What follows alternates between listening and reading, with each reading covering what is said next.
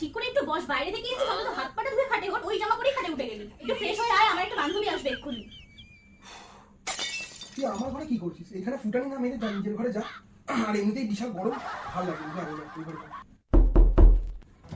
আসবো। ও sorry, actually আমি ভেবেছিলাম এটা মাম্পার রুম, সো আমি চলে এসেছি।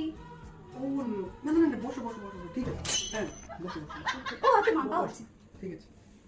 ভাই বস, প্রচন্ড গরম থেকে এসেছিস, আমি জল নিয়ে আসি, ঠিক আছে? এই বলছিস শোনো না, বলছি হ্যাঁ, তোমার তো মুখটা পুরো ঘেমে গেছে, আর আজকে খুব গরম পড়েছে। বিশাল, তো বিশাল। একটু কোল্ড ড্রিঙ্কস বা আইসক্রিম, বা তুমি যদি বলো তাহলে আমরা একটু আইসক্রিম পার্লারও যেতে পারি। কি বললি?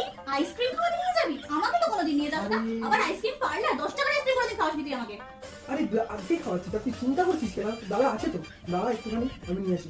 Good idea. শোন না, তো দাদা তো ট্রিট দিচ্ছে, তাহলে আমরা চারজনে একসাথে ঘুরে আসি। তুই চারজন, তুই তো দাদা একটা বাইকে চলে যা, আর তিনজনে তো একটা বাইকে যাওয়া যাবে না। আমি আমার বয়ফ্রেন্ডকে ডেকে নিচ্ছি, চল আইসক্রিম খাবো, ঘুরে বেড়াবো, মজা। জিও বয়ফ্রেন্ড?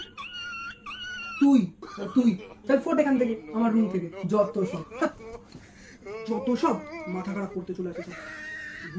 সব ভাবলাম না কারেক্ট হয়ে গেল। হ্যাঁ